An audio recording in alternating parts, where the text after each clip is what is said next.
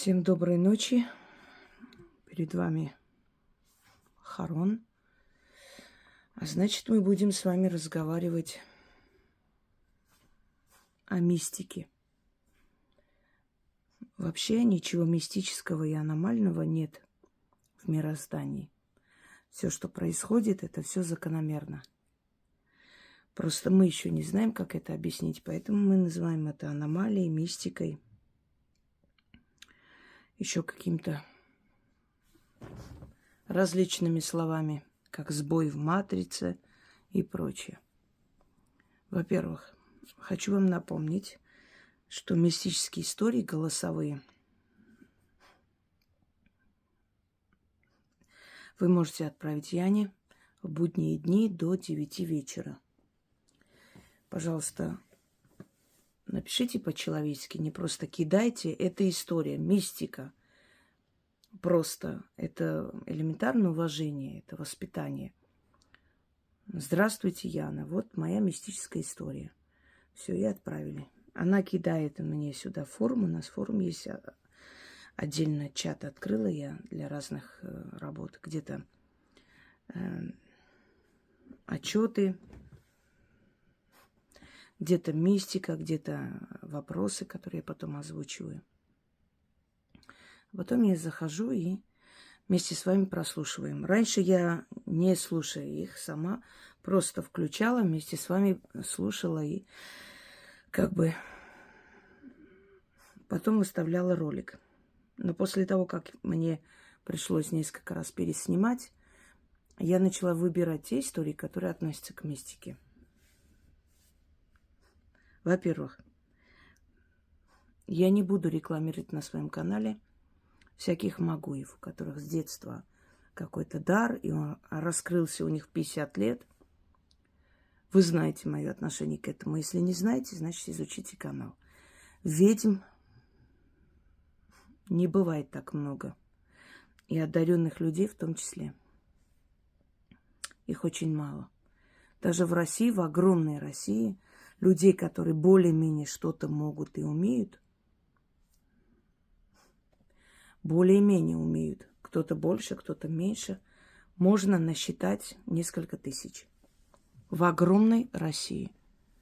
А набираете, например, «Магия Москва», и вы увидите, сколько миллионов сайтов и всяких там приложений выскочит. Вы хотите, что у нас, то есть сказать, что у нас такое огромное количество ведьм? Очень легко быть ведьмой, когда можно взять на канале «Ведьмина изба» и пересказать. И многие, очень многие после меня начали открывать каналы. Но что делать? Волков боятся в лес не ходить? Ничего миру не рассказывать? Ничего не дарить, зная, что все равно своруют? Я как-то снимала ролик между Сциллой и Харибдой, двумя чудовищами. Безвестность и известность. Как говорила Софи Лорен, известность – это очень приятная вещь в ближайшие 2-3 месяца, а потом это мучение. Да, приятно, когда меня знают. Приятно, когда узнают. Узнают, часто узнают. Приятно, когда благодарят, приятно, когда одаривают. Но какой ценой? Это все огромная ответственность. Понимаете? Те, которые смеют открывать свой рот в мою сторону, задумайтесь, если бы мои работы не давали результат, меня бы уже смели и сожрали. Огромное количество людей это смотрят, делают и получают результат. Если 1-2 человека какое-то недовольство выразили и сказали, что-то там у них не получается, но извините меня, миллионы людей, если сделали, получилось 3-4 человека, это капля в океане. Может, у кого-то и не получается. Не каждый заслуживает моих работ. А некоторые специально пишут, что потом отскринить и ходить по этим дерьмогруппам, раскидывать, показывать, а может и сами они пишут. Потому что я иногда в целом потоке сообщений не всегда могу вовремя увидеть этот комментарий. Они тут же видят в каких-то, под какими-то роликами год назад снятые. Это о чем говорит? что они сами написали, отскрынили и тут же. И начинают ходить. Потому что видно, написано там 3 минуты назад. Через 3 минуты сразу же увидели этот комментарий. Сами и написали. 21 век. Если сейчас искусственный интеллект даже может просто, мне кажется, в скором времени в кино-то уже сниматься не будут. Просто сыграют вместо них вот эти картинки и все. Это первое. Поэтому всякие магуйки мне не пишем. Я не буду этот бред озвучивать, какие у вас там видения, какие духи к вам ходили. Это видно, что бред бредовый, желанием себя рекламировать. На моем канале, на моей территории только я ведьма.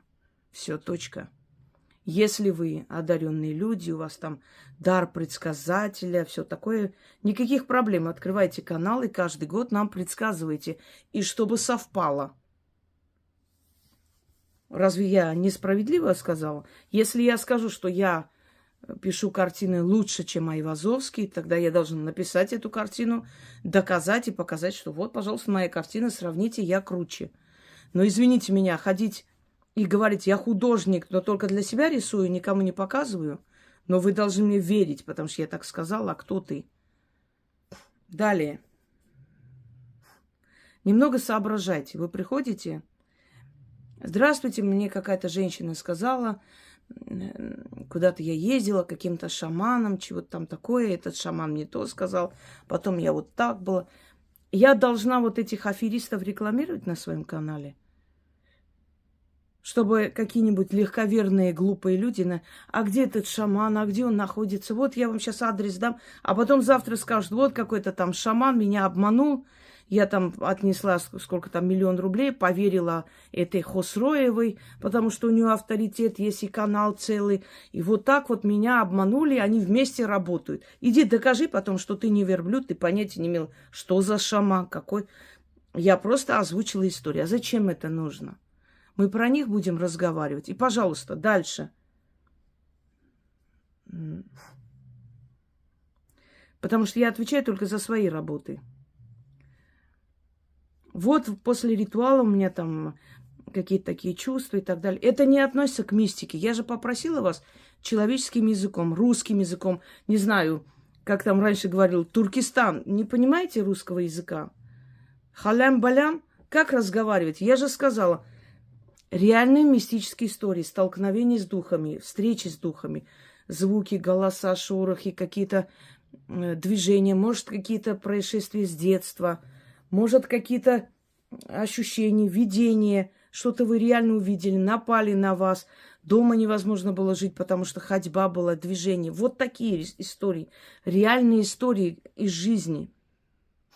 А то, что вы сделали ритуалы, после этого что-то вам ночью что-то приснилось, какой-то мужик вам что-то сказал. Мы же, во-первых, не сны здесь будем расшифровывать. Во-вторых, не о ваших чувствах речь, что вы почувствовали. Это вы можете лично мне задать вопрос, я вам объясню. Лично. Это иное. Хотите понять, что это было, о чем это другой вопрос. Но мистические истории, вы понимаете разницу между тем, что я начитала что-то, мне во сне что-то пришло? Конечно, пришло. Вы потревожили в хорошем или в плохом смысле, неважно, что там вы делали, я ж не знаю, мой ритуал или чей. Вы потревожили мир духов, активизировали, и он пришел к вам во сне, может, пришел вам объяснить, может, дать вам возможность, там, какой-то совет. Вы попросили, они откликнулись.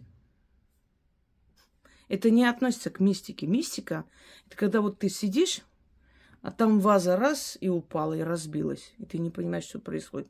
Или ты сидишь, и тебя сзади позвали, или толкнули, или схватили, или кто-то побежал по дому, или за окном постучали посреди ночи, или в дверь постучали. И такие вот моменты, или ощущение, что в комнате там мама твоя, мам, что надо, что там ищешь? Заходишь, свет включаешь, никого нет. Понимаете, вот такие вещи, которые внезапно, неожиданно в какой-то момент столкновение с мистикой, с потусторонним миром, с потусторонней реальностью. А потусторонний мир существует. Вот я недавно на 2-м канале своем выложила историю женщины, которая там ухажер не отставал, ох уж эти ухажеры, и, значит, бил по лицу, пытаясь ее убить. И она рассказывает, что в какой-то момент она увидела себя со стороны. Это она умирала. То, что выходит душа, и что люди видят себя со стороны, это уже доказанные факты. Многие люди это говорят, адекватные, нормальные люди. Им незачем сочинять. Люди годами в себе держат это. Потом говорят, потому что они знают, как их воспримут, понимаете? Что душа существует. Мне рассказывали истории, мне рассказывал мужчина, который воевал еще в Афгане, сейчас ему много лет, конечно, еще в студенческие годы, что когда его ранили, у него ранение было очень тяжелое, потом он здесь в реанимации лежал очень долго. Он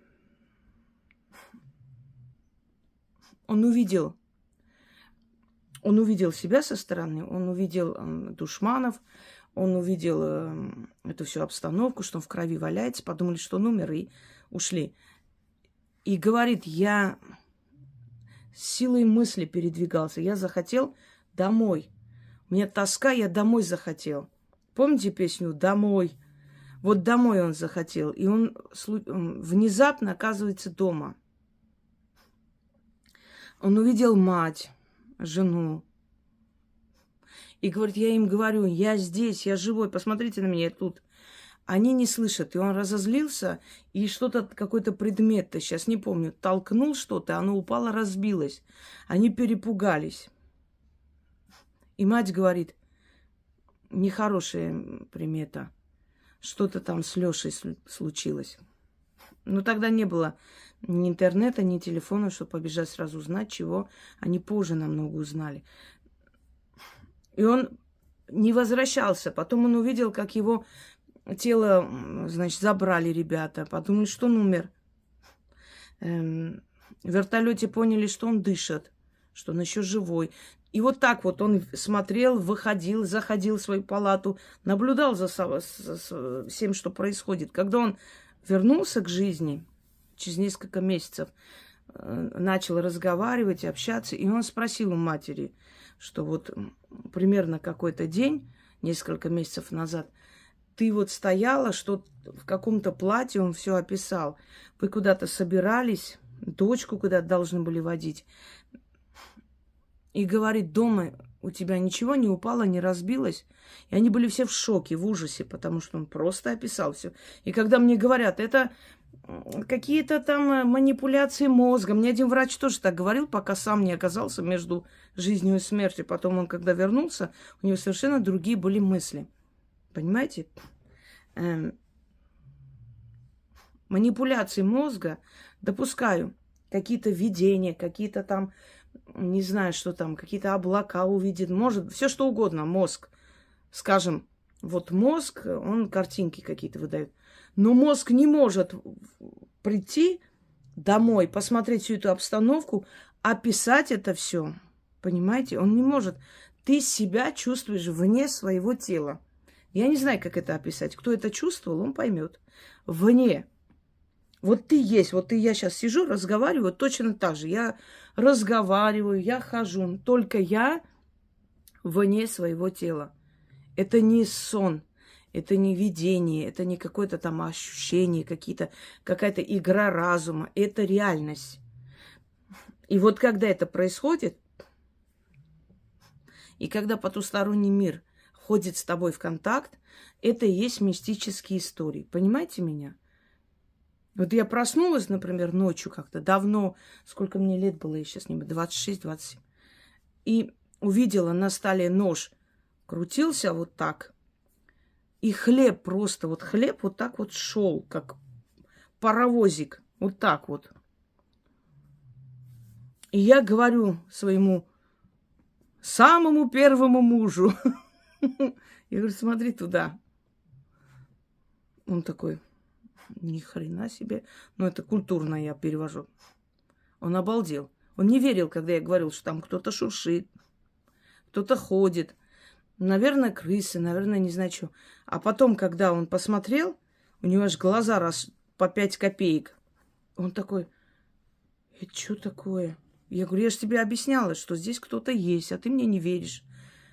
Потом ночью проснулся от того, что через меня кто-то перешагнул. Думаю, странно, он как-то так встал, пошел в туалет. Что, не может своего, где он лежит, встать? Почему он через меня перешагнул? Проснулся, его нету. Он сидел там в зале, телевизор смотрел. Его вообще здесь не было.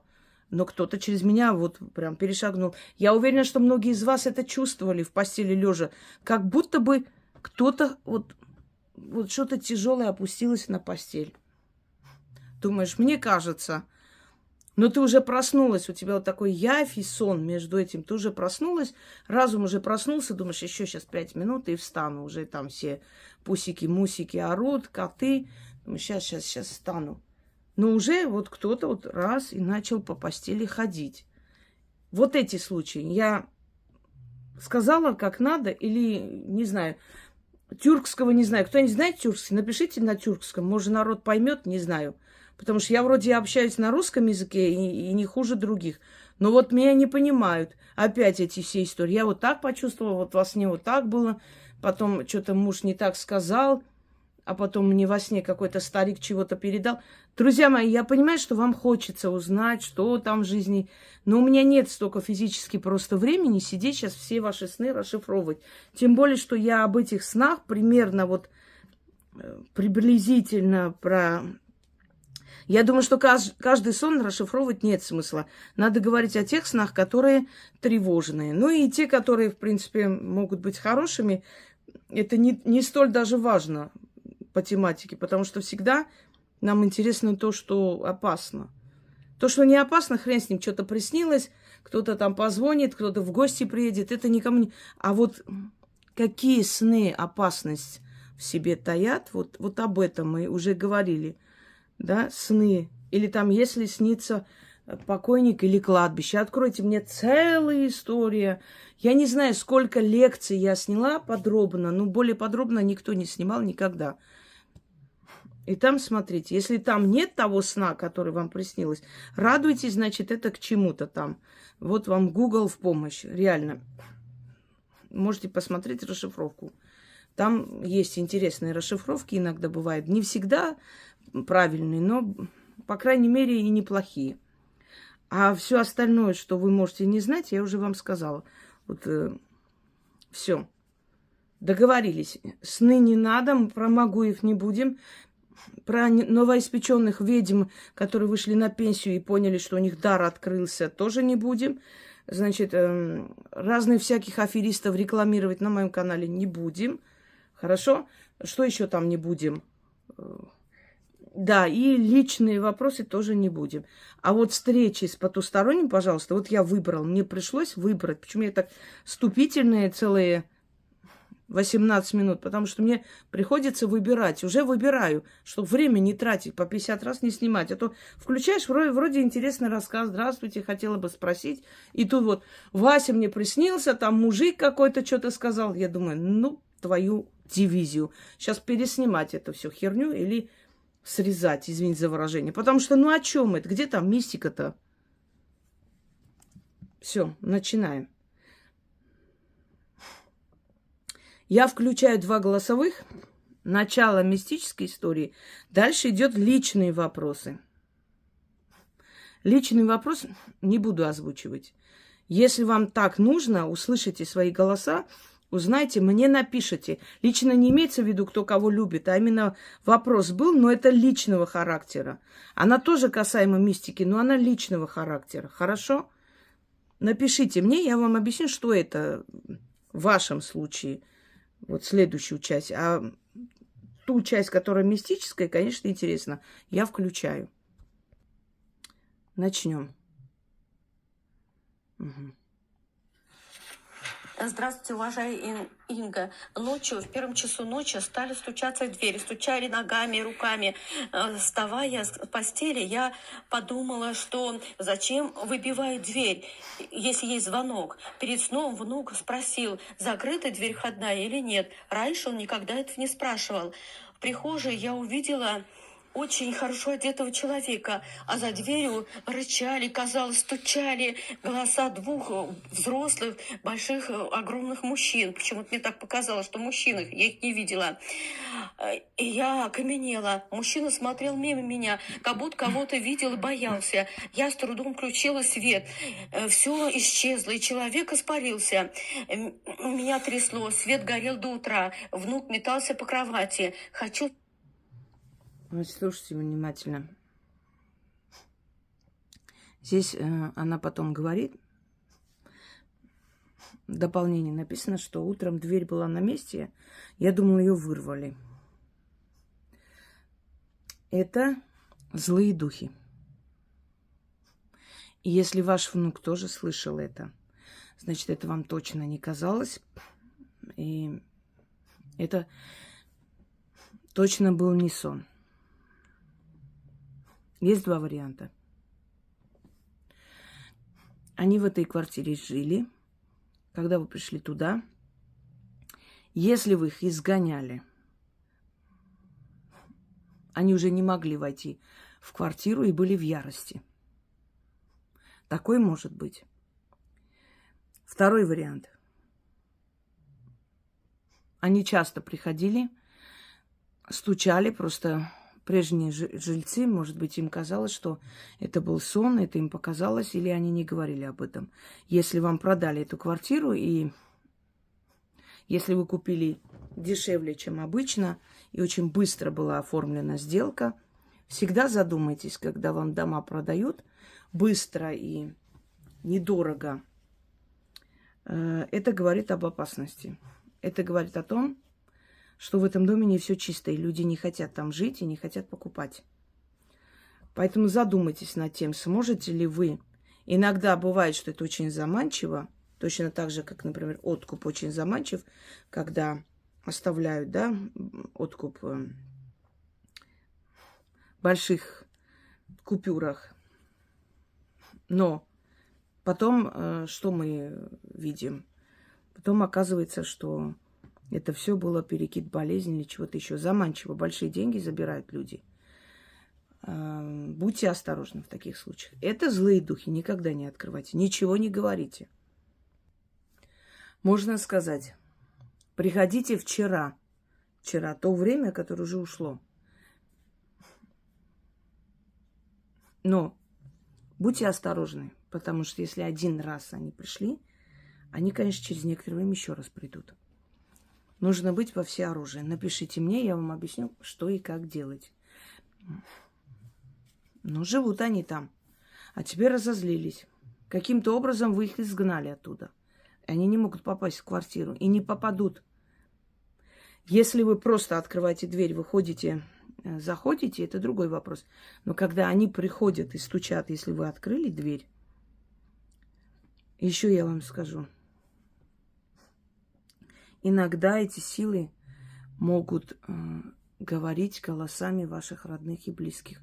Ни за что не открывайте. Я знаю такую историю. Мне рассказывала женщина. Но перед этим она мне говорила, что там какие-то голоса и звуки. Я сказала, что ей нужно съехать оттуда. Она там снимала. Она собралась съехать. Но не все успела забрать, пришла забирать, и уже была ночь, решила, что переночует, а утром уедет. И ночью, значит, начали вламываться в дверь, как обычно. Она знала, что не надо открывать, она не открыла, даже не отвечала. Она говорит, у меня было такое ощущение, что сейчас соседи вызовут милицию. Потом спрашивала несколько раз у бабушек, которые, знаете, какие бдительные. Никто ничего не слышал, кроме нее. Дверь ходила ходуном, били кулаками, ногами, вот как здесь. Просто выбивали из петлей дверь. И когда она сидела в ужасе, бледная, ну вы представьте, вы одна в квартире, да, ночью, и начинает, даже днем это страшно, а тут ночью начали, значит, бить ногами, кулаками. Потом начался мат мужской. жесткий такой мат, и вдруг она слышит голос своей дочери. «Мамочка, умоляю, открой, они меня сейчас убьют здесь». И она говорит, у меня был такой ужас, она училась, она студентка, и она подумала, что, может, дочь взяли в заложники и притащили туда к двери. Она подошла, посмотрела и увидела действительно свою дочь, которая стоит. Я, говорит, у меня сразу рука потянулась, я хотела открыть. И вдруг какой-то голос сзади сказал, не открывай. Просто мужской голос. Говорит, у меня вообще ужас. И там стучат, и тут сзади кто-то. Я, говорит, думала, я там умру, но держалась. Голос сказал прям, не открывай. Она не открыла. И через некоторое время я, говорит, смотрю, хочу понять, что происходит. Какие-то фигуры стоят, моя дочь. И вдруг эта дочь на глазах начала преображаться. И, говорит, такая жуткая вещь просто там через это. И она там зубастая такая кинулась на эту замочную скважину, как бы схватить ее. Не спала до утра. Утром, посмотрев, есть кто, нету, начала смотреть. Никого нет. Открыла дверь. С той стороны огромные, вот как когтями царапали дверь. Вся дверь расцарапанная до ужаса. Но больше других следов нету. И я, говорит, бежала с этой квартиры, как незнамо куда. И там никто долго не задерживался. Кто снимал, самый больший месяц, все убегали. Вот, она так и не узнала историю этой квартиры, почему так происходит. Не узнала. Но потом оказалось, что это Сталинка. Я подозреваю, потому что говорят, что там, не знаю, в какой квартире говорили, что, учитель из сталинских лагерей вернулся с туберкулезом. Может быть, вот эти души не успокоились, может, другие какие-то. В общем, непонятно что-то. Никогда не открывайте. Это злые духи. Откроете, неизвестно, что произойдет. Может, откроете, никого не будет. Может, откроете, удар получите по лицу. Может, откроете такое, увидите, что сердце остановится прямо возле двери и умрете. Может, откроете, будет тишина, ничего не будет.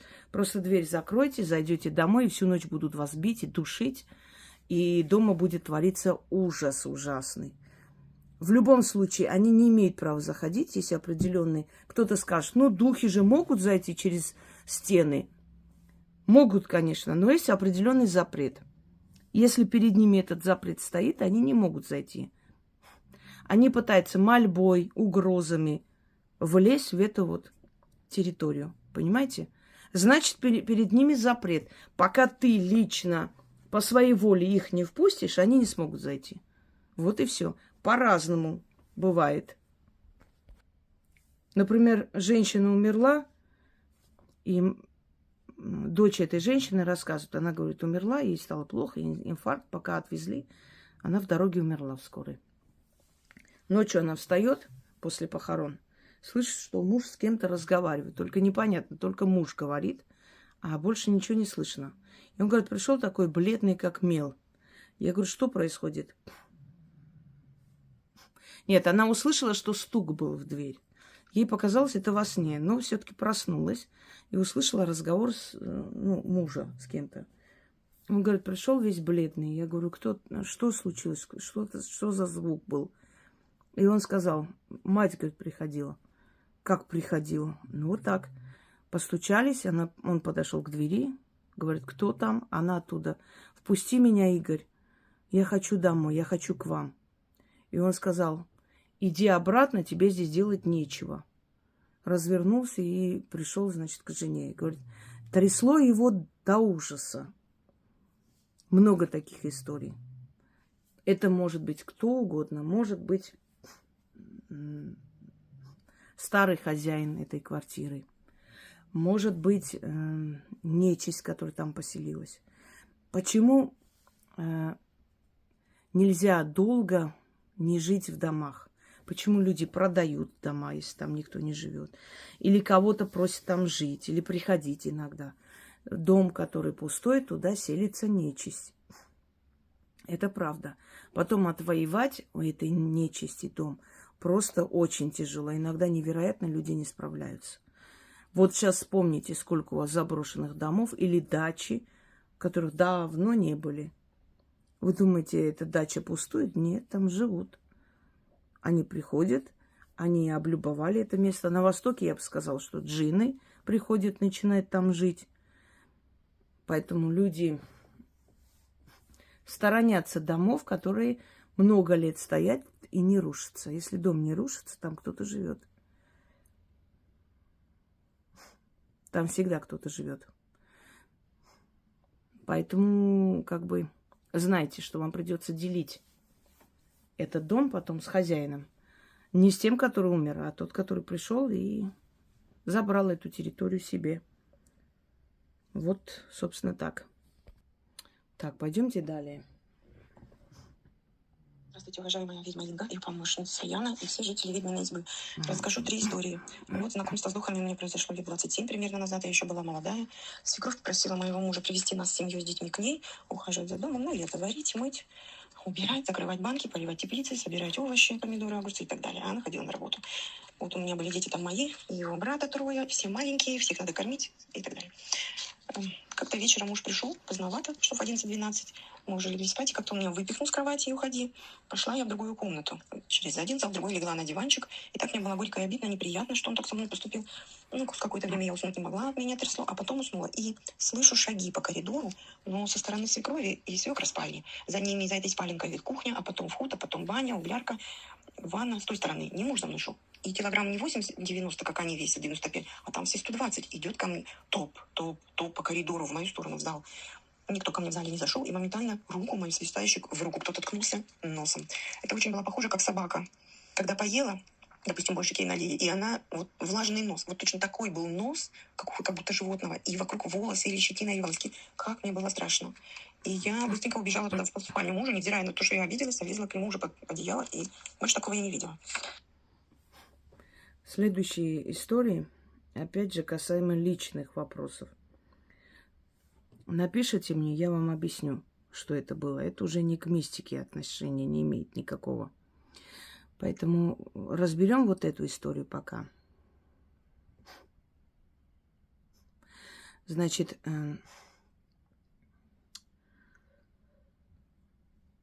что это было и кто это был? Я вам скажу, сейчас испугайтесь, скорее всего, после этого явления что-то нехорошее произошло в вашей семье. С этим мужем вы живете дальше или нет? Понимаете как?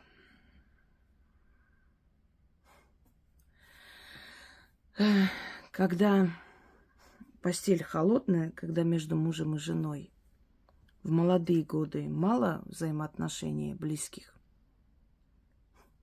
то женщина источает сексуальную энергию. У нее вот этот запас сексуальной энергии не исчерпанный. И на это идут определенные силы, нехорошие силы. Вот, например, во время войны, когда погибали мужчины, естественно, женщины плакали, можно сказать, выли от боли, не могли смириться с потерей. И источали вот эту энергию тоски, сексуальную энергию. Были молоды. И приходила эта нечисть. Черт приходил сначала в виде мужа. Потом учили этих женщин, как их изгонять, и они начинали показывать свою ярость. Иные духи приходили. Одним словом, нечистые духи. И вот, скорее всего, с вашим мужем не первый раз такое, когда он вас выпихивал из кровати и сам спал. И, скорее всего, эта сила, просто поняв и почувствовав вашу тоску, она пришла к вам. Просто пришла. Уткнулась, показав, что а вот я вот тебя люблю, а я хотела бы с тобой провести ночь. Нехорошо это все. Поэтому спрашиваю, скорее всего, вы с этим мужем или развелись, или ничего хорошего не было в этом браке. Ну, обычно они не просто так приходят, после этого начинается разлад в семье. Они как такие вестники плохих новостей. Нечисть называется. Вот кто это был. Кто-то скажет, что может быть домовой. Нет, домовые так себя не ведут. У домовых немножко иное поведение. А здесь именно после ссоры, именно после того, как, значит, вы отдельно легли спать, он к вам пришел. Это совсем иное означает.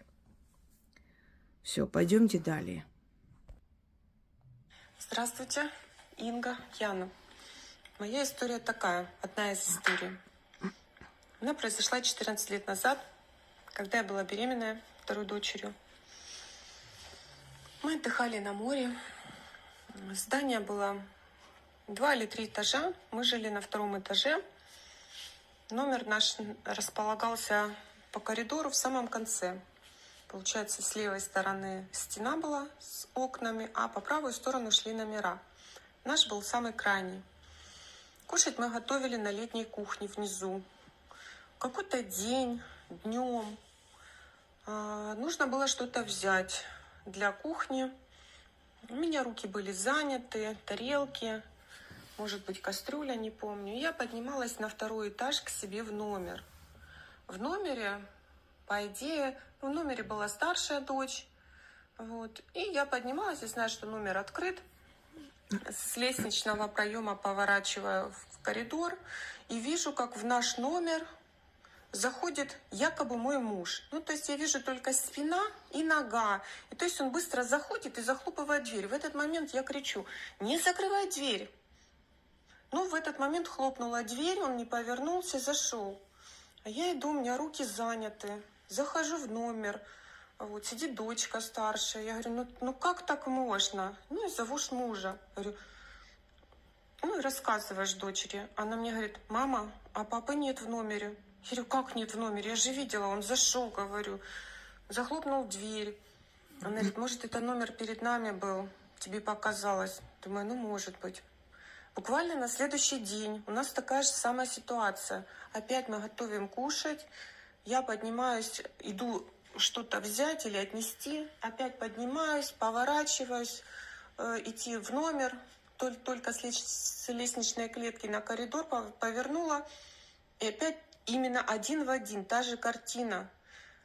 Опять заходит мужчина, ну, со спины непонятно, телосложение такое плотное, как будто бы муж, шорты, футболка. То же самое все. И он заходит, я вижу только спина, нога, ну, там уже часть головы, затылок, может быть. И то есть он как бы вот такой быстрый шаг в комнату заходит, и тут-то я понимаю, что нет, тут я точно не ошиблась. И опять вижу, что номер наш, я его оценила, что он крайний. И опять кричу, не захлопывай дверь. И опять то же самое. То есть он зашел и хлопнул дверью. Я захожу в номер, уже молча смотрю. Дочка говорит, ну, типа, что случилось? Я говорю, где папа? Папы нету дома в номере. И тут мне уже стало как-то не очень. Говорю, слушай, ну не может же два раза одинаковая ситуация быть. Потом я спросила у хозяйки этого пансионата, ну, то есть рассказала историю, говорю, наверное, я ошиблась, наверное, это номером все-таки перед нами. Она говорит, там никто не живет. Вот. А я говорю, ну так, а что это может быть? Может быть, утопленники были в нашем номере когда-то. Она говорит, нет, все нормально.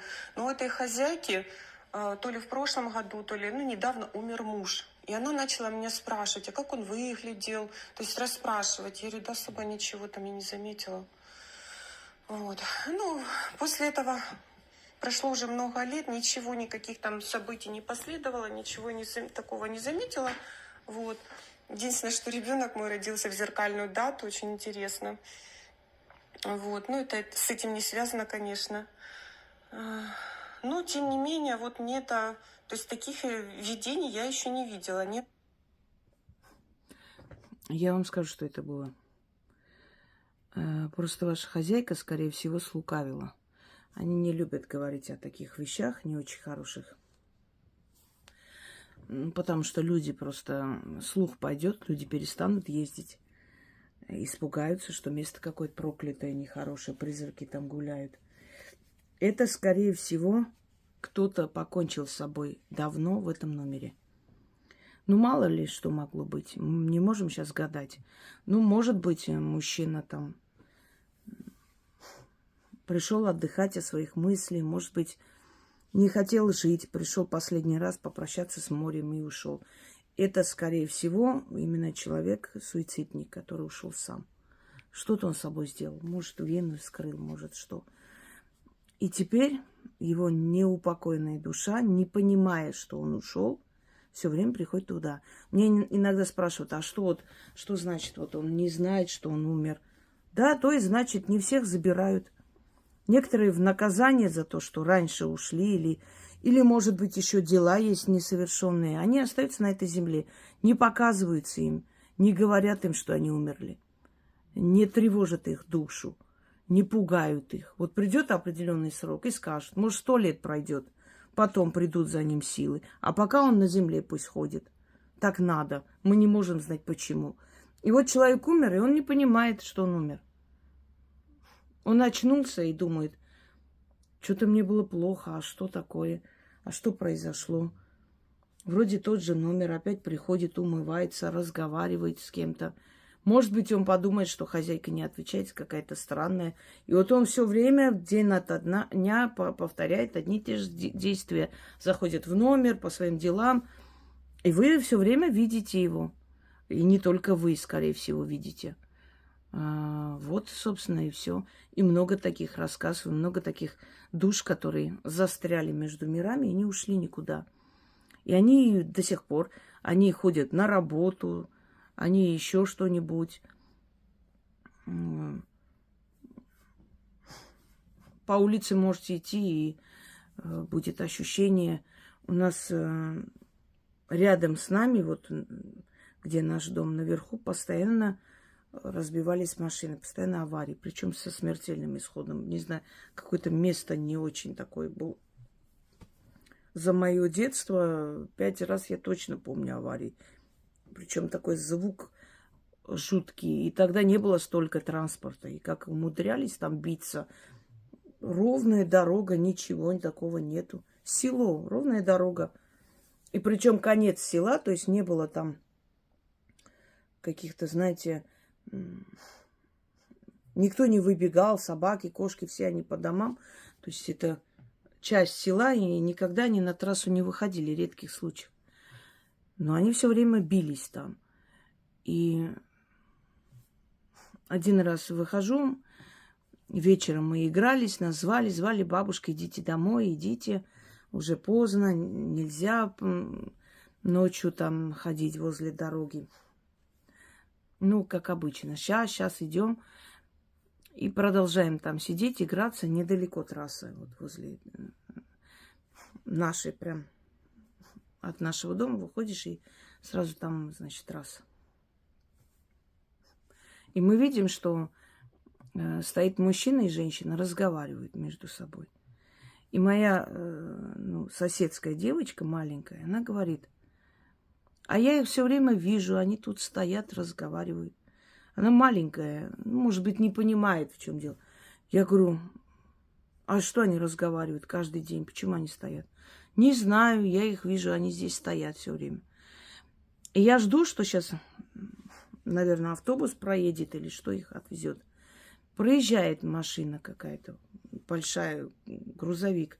Они стояли, это вечером, летом, поздно темнеет, где-то к 10 часам, еще пока полусветло, полутемно.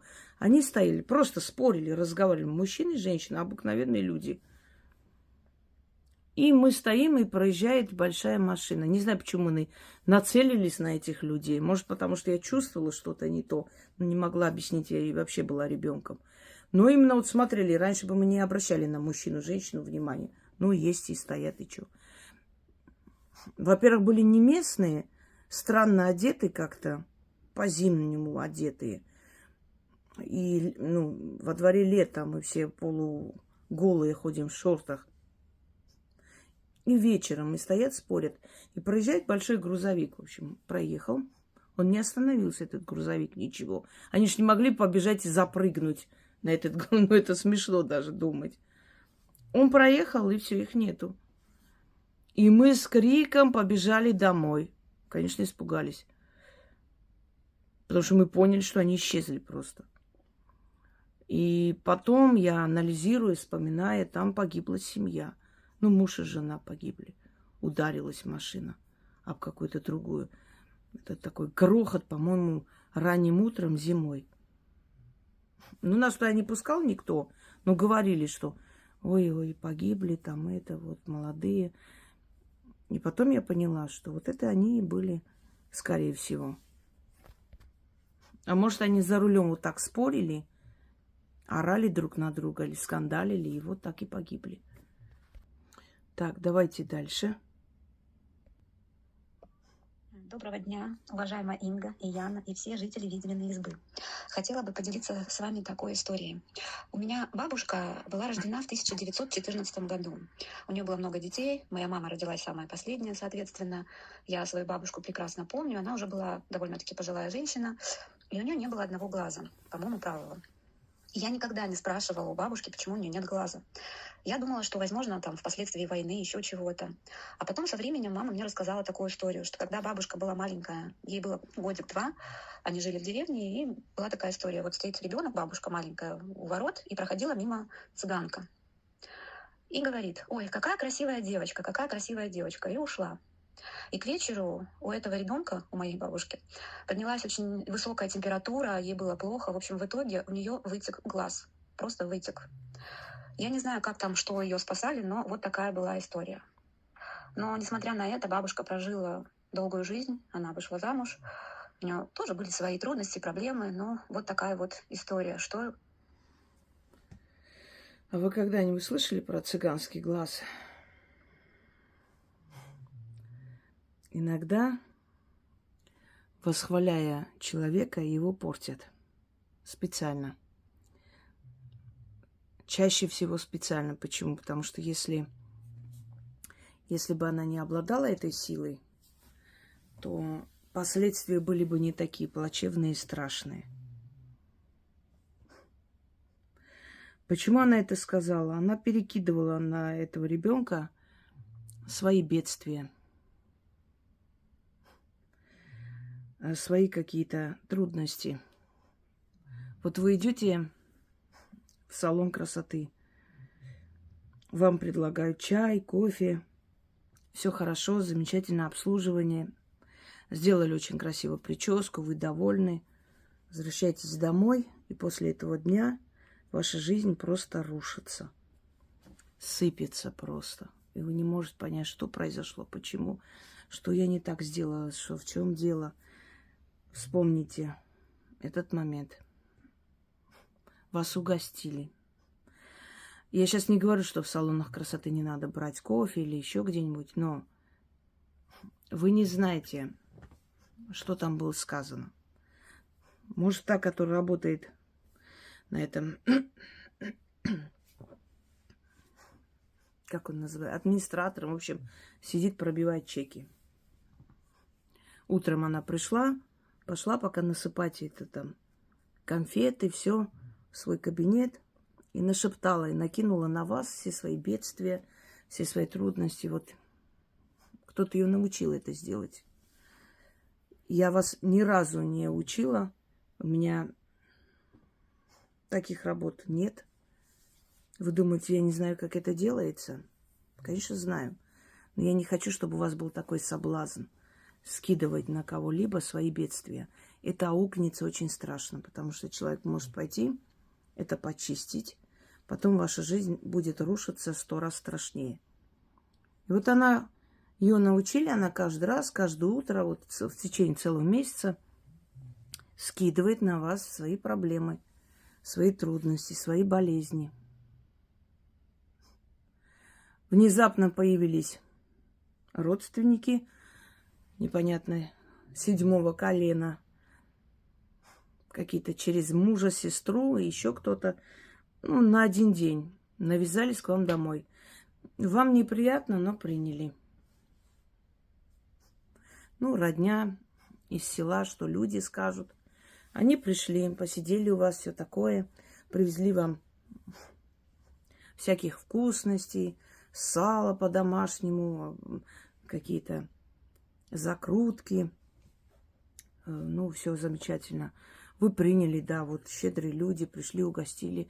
Спасибо, спасибо. Вот пришла там тетка такая полненькая с дочкой болезненного вида. И уехали. Ой, спасибо, мы должны были там куда-то поехать. Решили вас остановиться на пару часов или увидеть вас. Вот срочно приехали, посидели и уехали. Может, и не остались. И после этого ваша дочь начинает болеть. Без конца болеет, болеет. Плохо. А вы потом узнаете, что у этой тетки дочка вылечилась, вышла замуж, все хорошо. А ваша дочь так и осталась дома. У нее то матку вырезали, то еще что-нибудь. Она загнала себя в депрессию. А что случилось? Перекинули на вас болезни. На эти всякие вкусности начитали, принесли вам, отдали. Ой, очень хотели вас видеть. Ой, так и я хотела нашу Верочкину дочку увидеть. Какая ты красавица и все такое. Перекид. Перекид можно делать и восхваляя. Раньше такие женщины были, их то есть им платили, они шли к конкурентам, купцов, и восхваляли товар. Ой, как у вас все хорошо, как прекрасно все сделано, как прямо, ой, так все это. И все останавливалось. А потом этих женщин узнавали просто, знали, кто они такие, кликухи их называли. И их били, не пускали в эти магазины. Очень серьезно относились, особенно в торговом мире. Все относятся серьезно к перекидам, начитали, сглазили товар специально и так далее. Будьте осторожны. Когда вас слишком восхваляет человек, который вас не знает, ой, ты моя золотая, какая ты красивая, ой, какие у тебя красивые. А еще и трогает руками волосы, какие волосы у вас прям жесткие, такие хорошие. Будьте осторожны, потому что вот посмотрите мою лекцию, называется «Как забирает ваше счастье». Вот так. Если бы ее тут же отчитали, все было бы хорошо. Но, к сожалению, мудрых людей в тот момент не нашлось. Она перекинула, может быть, болезнь своей дочери на нее. Может, у ее дочери была с глазом проблема. Она случилась у вашей бабушки. Понимаете, и она ушла спокойно.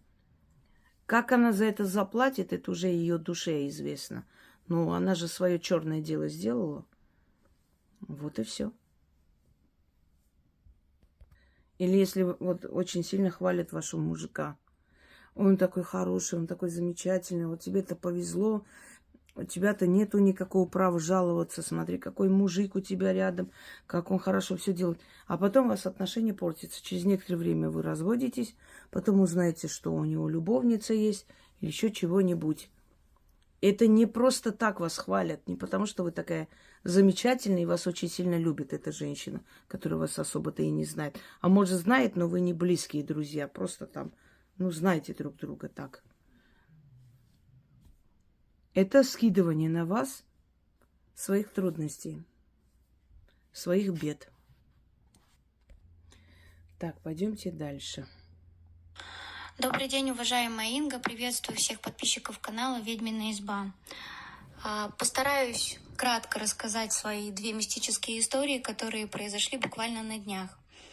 Хотелось бы понять, к чему это, и немного привести голову в порядок, потому что я теряюсь в догадках. Первая история произошла со мной буквально недавно, на прошлой неделе. Я делала ритуал, и мне нужно было купить вино для ритуала. Я пошла в магазин, подошла к стойке, где было вино, стала выбирать. И тут возле меня резко стал крутиться мужчина, причем он прям смотрел на меня очень пристально. Я этот взгляд ощущала прям спиной. Но я такой человек, я особо людей стараюсь не рассматривать, считаю это неприличным. И в какой-то момент он понял, что я ему не очень рада. Вот. И он сказал, что якобы я просто рассматриваю вино, я не мешаю. Я говорю, хорошо. И через какое-то время он мне задает такой интересный вопрос, даже не вопрос скорее, а утверждение, что все нещадно дорожает. И я говорю, да, есть такое. Ну, я с такой ухмылкой это сказала. И в какой-то момент я поворачиваюсь и вижу куртку, на которой написано «Рибок». Мой дедушка, точнее, прадедушка, ходил тоже, в похожих вещах. Вот. И я что-то смотрю дальше, продолжаю, даже не обращая внимания. И тут резко меня как будто разразил гром. Прям на месте. У меня начали отниматься ноги. Я резко поворачиваюсь и понимаю, что, похоже, это был мой дед. Я знаю, что это звучит достаточно странно, и, возможно, я сумасшедшая, мне надо лечиться. Я понимаю это прекрасно, поэтому я готова к этому. Вот. Когда я повернулась, я никого не увидела. Вы не поверите. Я повернулась, буквально прошло 3 секунды. Я повернулась, этого человека просто нету. А прилавок, на котором стоит вино, достаточно длинный, и чтобы его пройти, надо потратить хотя бы 20 секунд. Я просто была в таком ужасе и в таком шоке, что я не знала, что мне делать. Я повернулась, этого человека нету, просто нету. Я прошла весь этот прилавок, я стала искать его по всему магазину. Вы не поверите, я не нашла этого человека. Я его просто не нашла. Я ни лица не видела, ничего. Вот такая вот произошла со мной история, и почему-то именно в этот момент мне пришло какое-то вот осознание, что это был мой дед. Но мы же все понимаем, что это не может быть мой дед, потому что мой дед уже несколько лет как лежит в могиле. Да, ваш дед лежит в могиле, но лежит в могиле его тело. А его душа может быть где угодно. Смотрите, если вы недавно проводили, например, к предкам ритуал или делали книга мертвых, тоже есть, да, такой ритуал, который я вам объясняла, что и как делать, родовая книга мертвых. Или какой-либо ритуал, или готовились, это вино покупали для такого ритуала, к родной душе, например, вино или что-то еще ставить, то он пришел вам сказать, что они вас слышат, что у вас все получается, все, что вы к ним направляете, у вас получается. Никакая вы не сумасшедшая, успокойтесь. Я сама видела своих предков не раз. Ну, хорошо, мне это дано, но я знаю людей, которые видели. Моя тетка, когда они попали в аварию, это было в моем детстве, бабушка, значит, дядя и тетя моя поехали что-то покупать в Тбилиси. На полпути выскочил КамАЗ им навстречу. Она испугалась и отвела руль. Никогда нельзя лезть к шоферу, но она полезла. Они перевернулись, со скалы упали. А во время падения дверь открылась, она упала. Упала, зацепилась, значит, за машину. И машина вот ее вместе с собой, ударяя об эти скалы, в общем, ее собирали по частям. Ей повезло, что это... повезло в том, что это была больница, где она работала врачом. Ее там свои за нее просто бились врачи и спасли ее. До сих пор у нее одно ухо плохо слышит, и нос немного такой кривой. Не до конца все это исправилось. Все думали, что она умрет. И когда вернулась она к жизни, она сказала, что она была в том свете, на том свете это все видела, много чего рассказывала. Но самое интересное, когда она начала умирать ночью, почувствовала, что она умирает, пыталась кричать, никто не слышал. Раньше не было этих кнопок, чтобы звонить на помощь и так далее. Все мертвецки спали, никто не просыпался. И она сказала, что открылась дверь, и пришел мой дед. прадед наш, который воевал. Он подошел к ее кровати, посмотрел на нее и сказал: будешь жить. И все. И она говорит, он пришел, сказал, отвернулся и ушел. Она его видела, и дверь закрылась. А потом одна из женщин проснулась и говорит, что такое, Тина, там это, сквозняк, что ли? Почему дверь закрылась? То есть открылась, закрылась. Увидели, что ей нехорошо, вызвали врача, в общем, укол сделали вот так. Она видела моего деда, нашего прадеда. Она же не сошла с ума, нет. Ничего страшного, если мы видим наших предков. Тем более, если мы делаем какие-то работы, призываем их, например, и они каким-то образом дают знать. Понимаете, как? Вот мы для чего приносим эти дары, угощения, кормление мертвых раньше называлось. Все время ставили перед статуэтками, значит, или масками своих предков еду, водку, еще что-нибудь. Например, северные народы перед тем, как есть, всегда кормят своих предков. Они кидают в огонь. И считается, что оно уходит в потусторонний мир, как питательное вещество. Энергия это. Так вот, вот все эти кормления мертвых, оставление мелочи под деревом, это все энергия. Энергия денег, энергия вина, энергия продуктов. Они питаются молекулами еды, ароматами. А деньги почему? Потому что деньги переходят из рук в руки. Они собирают человеческую энергию. Понимаете? Они тоже насыщены этой энергией людской. И это все им дает силу, возможность, энергию проявить себя, прийти помочь, услышать нас. И если мы им дали, активизировали их силу, они могут набраться такой энергии, что прийти им материализоваться, просто, показаться нам. Если бы вы попросили, например, из камер наблюдения, снимки, видео, вам бы показали, что вы сама с собой разговариваете. Но ваш дед стоял. Это неплохо, это не страшно, не бойтесь этого. Это нормально. Это значит, ваши предки рядом и помогают вам. Вы их не видите, но это не значит, что их нет. А почему он именно в винном магазине проявился? Во-первых, там вот эти пары алкогольные, это очень большая энергия для духов. И там они бывают.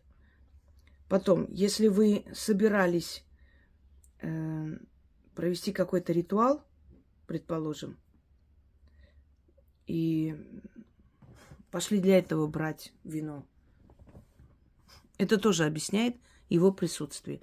Одним словом, он своим появлением дал вам понять, что он рядом. И слова здесь «сейчас все подорожало», он хотел сказать, что мы наблюдаем, видим жизнь. Мы хоть и ушли, но мы знаем, что происходит. И мы понимаем, что невзирая на то, что это дорого, ты для меня покупаешь. Понимаете? Далее. Это была первая такая мистическая история. У меня аж волосы зашевелились. Я очень сильно испугалась. Но мне почему-то сразу же пришло первое почему-то это ощущение. Вторая мистическая история произошла тоже буквально совсем недавно. У Инги есть ритуал и лекция, называется «Водосветие», праздник, который происходит 18 января или 19, точно не помню, могу обмануть. И в этот же день, через месяц, в нашу квартиру стучит мужчина, он неадекватный, я видела его, он какой-то вообще странный, он сам с собой разговаривал, он ничего мне не сделал, я видела этого человека перед тем, как он стучался в нашу квартиру. И знаете, что самое интересное? Что когда мы спросили, что вам нужно, он ответил, что он хочет воды. И я сразу вспомнила вот этот праздник Водокрест, вот это Водокрест, да. И сразу же начала судорожно искать ответ на свой вопрос в лекциях Инги, что по приметам и преданиям Чернобог приходил и просил воды в этот день. Но так как на улице февраль, это было бы крайне странно. И мы не поняли, к чему это было, и почему он выбрал именно нашу квартиру. Вот. Поэтому я, честно говоря, не знаю. Я не скажу, что я опять испугалась очень сильно, нет. Но для меня это было очень странно. А знаете, что самое странное? То, что это происходило наяву. Это происходило не во сне. И от этого мне стало еще, скажем так, сильнее не по себе. Уважаемая Инга, я прошу вас помочь мне понять, что это значило, для чего это, и, может быть, что-то плохое произойдет, и мне к чему-то нужно готовиться. Я бы очень хотела получить ваш ответ на вот свои 2 истории, которые со мной произошли. Нет, ничего плохого не произойдет. На первый вопрос я вам ответила. Почему приходит Чернобог и просит пить? Естественно, боги сами не спускаются, они используют для этого, ну, сейчас грубо будет звучать, тела других людей, а тем более безумцев. Ими намного легче управлять и вести туда, куда нужно. Если Чернобог приходит, стучится и просит пить, или что-нибудь происходит такое именно в эти дни, это не означает, что что-то плохое. Это означает, что он вас заприметил, и что с вами в его царстве холодное время ничего плохого случиться не может. Потому что все боялись его, потому что он разносил мор, он разносил различные заболевания, и все относились к этому всему с опаской, и к нему тоже, боясь его прогневить, понимая, чем это чревато. Так что если к вам пришел он, и тем более попросил пить, это значит, он показал свою благосклонность, так что бояться нечего. Я думаю, на сегодня достаточно, друзья мои, потому что у нас уже 5 утра. Пойду их выведу немного, потом чуть-чуть отдохну и продолжим эту тематику. Не знаю, может быть, на днях, может, завтра. Посмотрим, насколько у меня хватит энергии и сил. Я в эти дни немного мало снимаю, потому что у нас в связи с этими беспилотниками, в общем, заглушки очень сильные стоят, и интернет плохо работает. Но я могу понять, почему. Чем ближе к празднику, тем больше всяких провокаций. Вот, будьте осторожны, избегайте людные места. Мы с вами должны это пережить, перенести. Переживем, мы сильный народ. И наши мертвые, как часовые, и они с нами рядом, и нам помогают. Надо всегда помнить о своих корнях, о себе. Тогда еще больше будем активизировать эту защитную силу, и с нами все будет в порядке. Желаю всем удачи.